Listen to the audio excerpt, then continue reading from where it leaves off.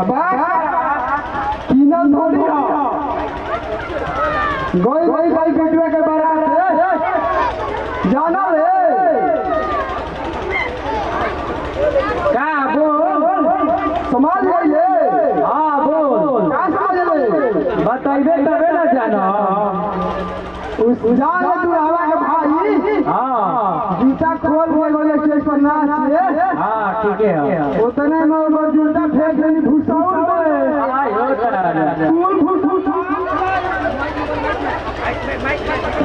जाना रे फूल फूल उठा गई लेकिन जूता ना मिला अब वही आदमी जूता लेके फरार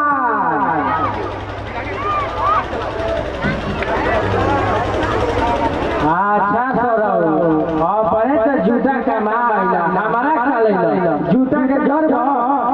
बात चला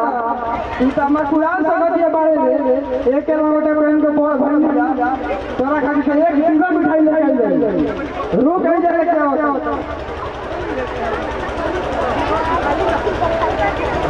ले ले मिठाई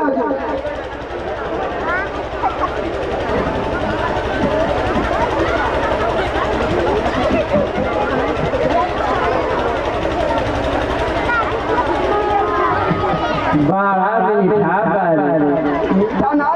चोरुआ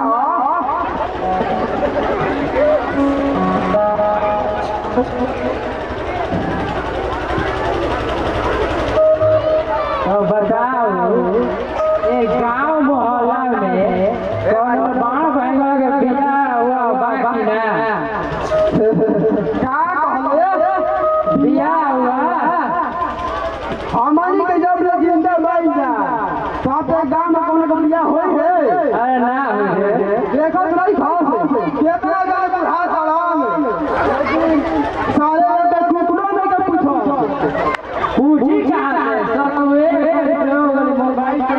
थोड़े हो बढ़िया जाने जाए मोबाइल में बड़का बड़का कहां से जो लाखा मोबाइल ले से होई देखते बड़ा आ कोनो आइबो बड़ी काम में दुला देगे तो सरोवर काम में घुसनी ना जाए रौरा के कहां जा जाए का बात बाजी खानी वानी खाई ना कि ना हां खैनिया खा ली का रे जदी तो माले नहीं ली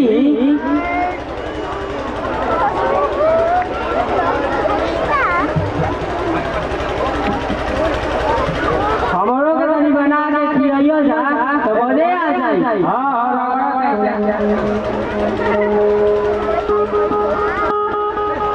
और ई सराई कैसन खड़ी बरे मिसा तो रे मंगनी नहीं बरे का स्वागत बा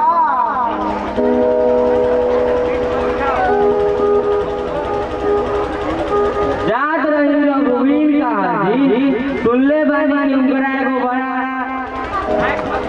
होनहार लइका बा ओकर एक शादी के मैटर में जात बानी क्या रघुवीर वो होनहार तो हो लेकिन पैसा ठवा हो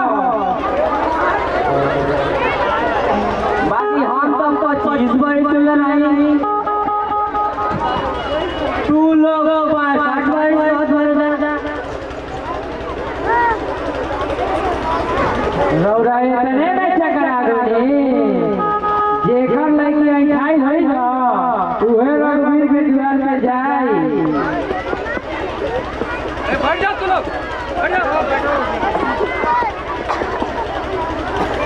गौरा साहब के भाषा हमारा समाज में नहीं आओ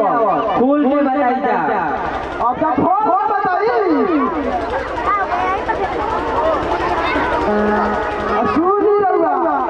आप हमारी के बियाह करे चाहे मत करी जानत बानी ना पता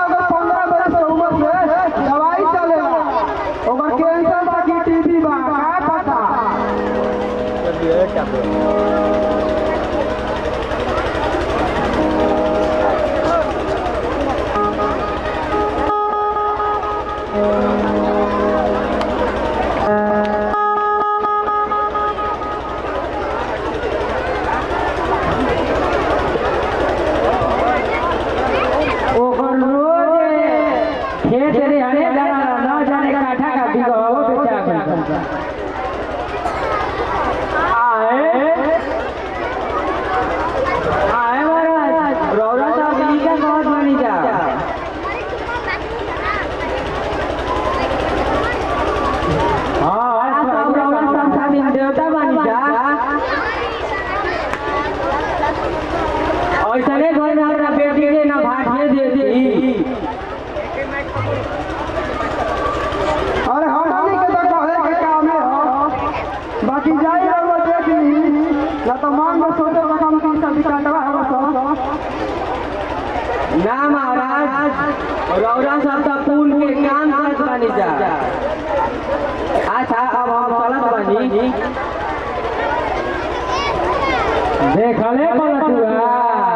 एक जना के नहर में घुला देने अब चल रघुवीर के बच्चा पियल जाओ।